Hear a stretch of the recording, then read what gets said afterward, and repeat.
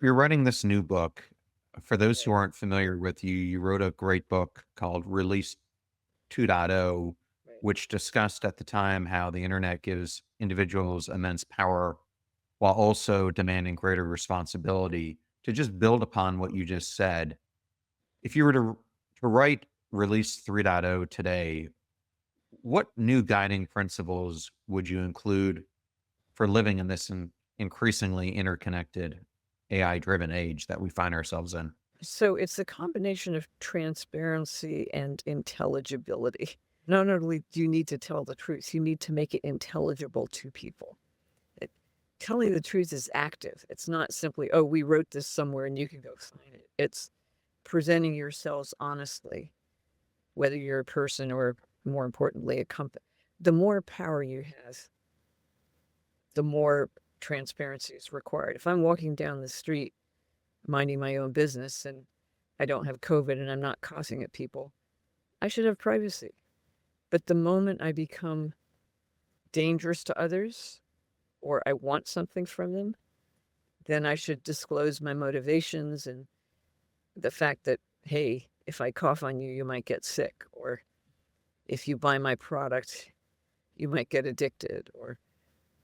And so this imbalance, I mean, now we have unexplainable AI, but much more importantly, we have unexplainable businesses and unexplainable people. And, you can look from outside and in many cases make a good guess.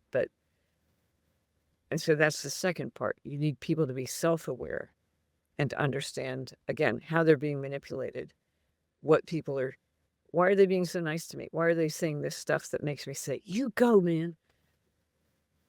Am I getting short term satisfaction or am I building a family that will love me and working for a company that I'm proud of working for with people I love?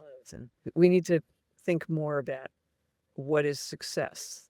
And I go out to Silicon Valley and hear, oh, he's worth 400 million. Well, actually, no. He's got a 20% share in a company that was recently valued in a, how should I say, predatory transaction where the new investors get two-thirds of the company, one-third of the price because the company's in trouble.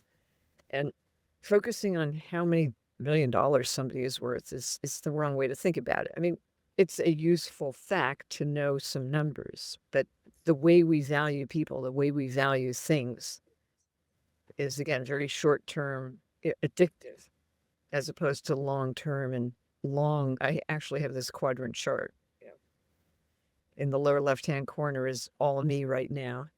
And that's the person who's addicted to something and they've lost touch with their family, with their community, they lost their job, and all they want is what they can get right now. In the upper left hand is the billionaire gives $1,000 to this guy who goes and spends it on drugs. And the billionaire feels good, but he really hasn't helped the world at all.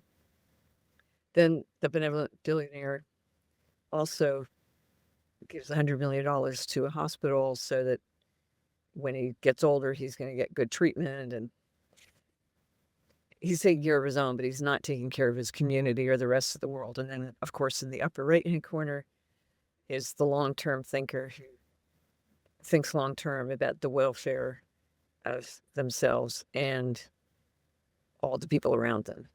And it doesn't need to be the entire world. That goes back to the term limits thing.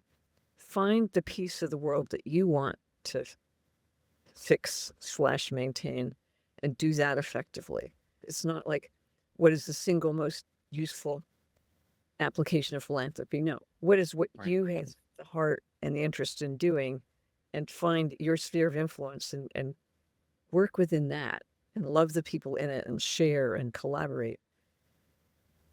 And that's success.